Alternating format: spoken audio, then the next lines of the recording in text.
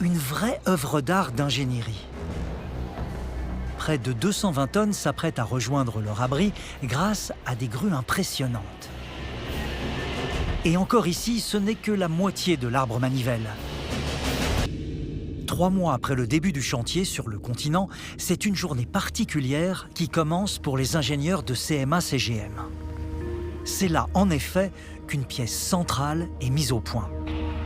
Dans les entrepôts, l'assemblage d'un moteur est terminé, un des éléments les plus spectaculaires des navires. Avec ses 24 mètres de long pour 18 mètres de haut et son poids de 2000 tonnes, il produit une puissance de 63 000 kW. Un bâtiment à lui seul. Avant de l'installer sur le bateau, on effectue un test unique dans son existence. Il est poussé jusqu'à ses limites, à 110% de ses capacités. Un exercice obligatoire pour évaluer sa solidité en cas de situation extrême. En pleine mer, cet ensemble monumental est une des pièces les plus compliquées à réparer. Mais bien sûr, il a été conçu pour faciliter le travail des mécaniciens. Tout est accessible, comme on peut aller dans la machine pour voir et écouter tout ce qui se passe. Ça nous permet de nous rendre compte et d'observer les évolutions. En cas de souci majeur, des trappes sont aménagées pour pénétrer jusqu'au cœur de cette pièce centrale. Les tests sont concluants. Le moteur a tenu ses promesses. Dans quelques jours, il trouvera sa place définitive à bord d'un des 9 porte-conteneurs.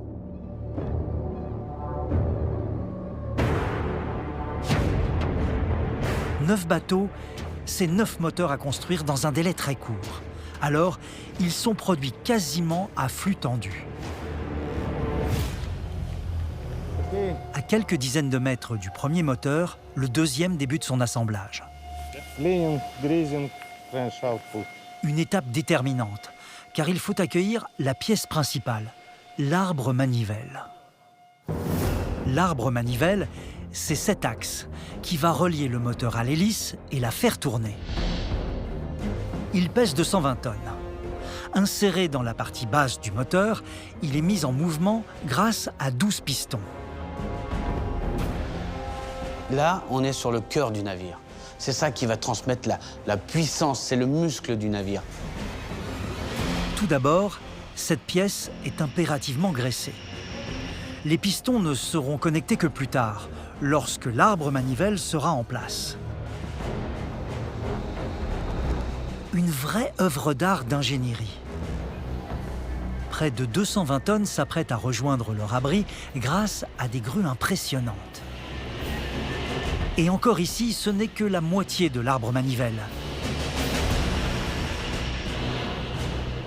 Les 12 pistons font chacun 1 mètre de diamètre. C'est 10 fois plus que ceux de votre voiture. En pleine action, ils montent et descendent de 3,20 mètres.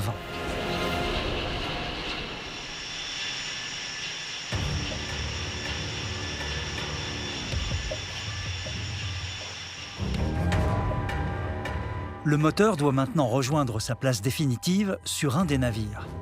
Mais avant cela, il va falloir le démonter pour l'amener à bord. Et ce n'est pas si simple. Aucun véhicule n'est capable de déplacer les 2000 tonnes de ce colosse.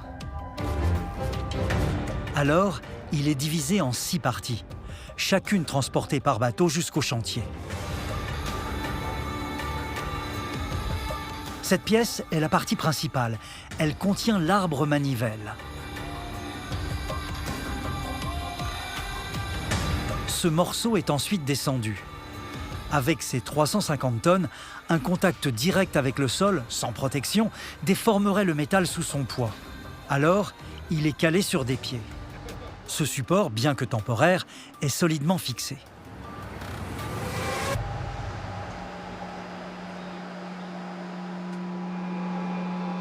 La pièce la plus sensible du moteur est alors déplacée sur un étrange chariot. Cette pièce pèse 350 tonnes et pour la transporter de l'usine jusqu'à la grue qui va finalement la mettre sur la barge, on utilise un chariot. Ce chariot, dans notre langage, ça s'appelle une traîne. Pour supporter de telles masses, ces traînes possèdent jusqu'à 140 roues. Leur poids est supérieur à celui de 10 semi-remorques. Cet engin est piloté à distance, par télécommande. Sécurité oblige, il roule à moins de 5 km/h.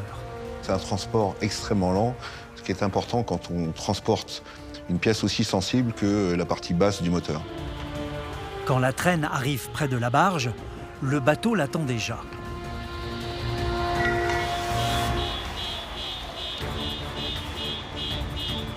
Le moteur est installé le plus lentement possible. Tout est prêt pour l'acheminer jusqu'à la zone du chantier.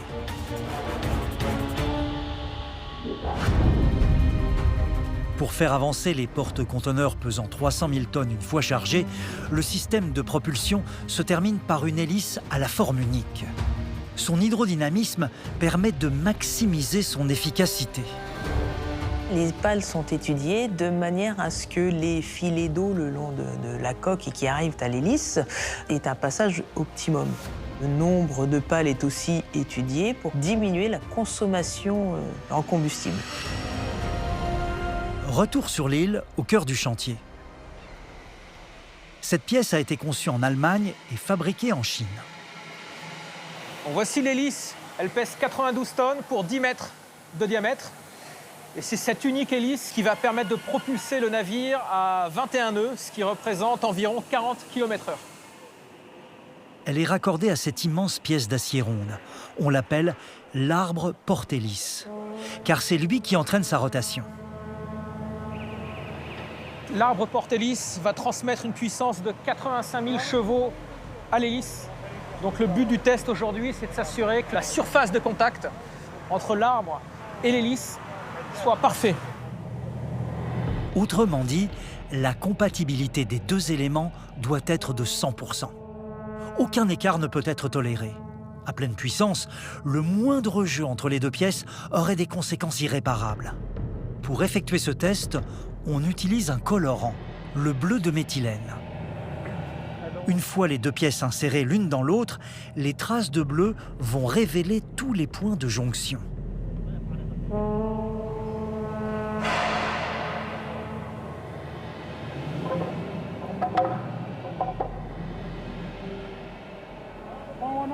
L'insertion se fait au millimètre près.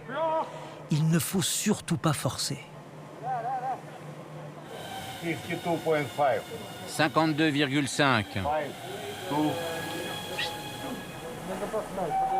Ok, maintenant on est bien.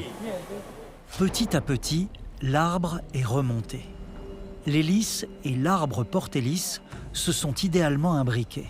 Là, on a un résultat parfait, on a 100% de contact, donc c'est super.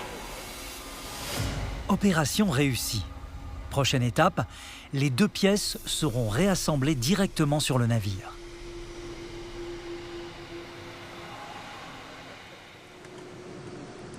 Les bateaux étant à des étapes de construction différentes, il faut en permanence vérifier la qualité des tôles et de leur découpe. C'est le seul moyen de ne pas avoir de mauvaises surprises lors des assemblages. Aujourd'hui, c'est Andrei Storonchak qui est chargé de cette mission. Ok, on va vérifier les tôles d'acier. Il contrôle d'abord l'empreinte des plaques. Chacune est unique. 9, 3, 7, 8, 2, 6, 0, 0. Chaque plaque possède une trace caractéristique en plus de son numéro de série. Ainsi, un défaut trouvé plus tard sur une pièce d'acier permettra de retrouver toutes les autres pièces provenant de la même tôle. Un arc électrique est projeté sur le métal à près de 18 000 degrés, coupant l'acier comme du beurre. Le navire entier nécessite plus de 880 km de découpe. C'est la distance qui sépare Paris de Berlin.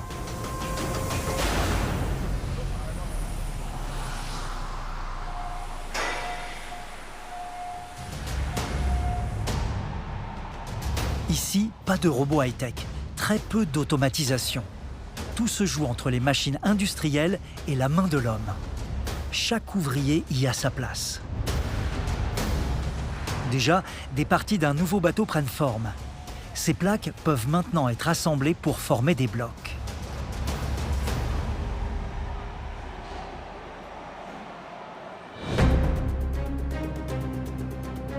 Sur le chantier, les étapes sont nombreuses.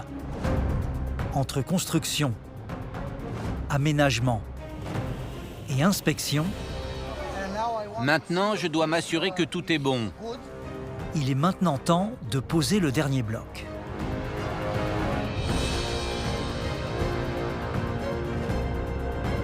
Celui-ci attend à quelques mètres du bassin. Andrei vient superviser la manœuvre. Le bloc s'élève lentement, se balance dans les airs plusieurs dizaines de minutes avant de s'insérer parfaitement à la proue du navire. Il reste maintenant à le souder pour que le bateau soit enfin totalement assemblé.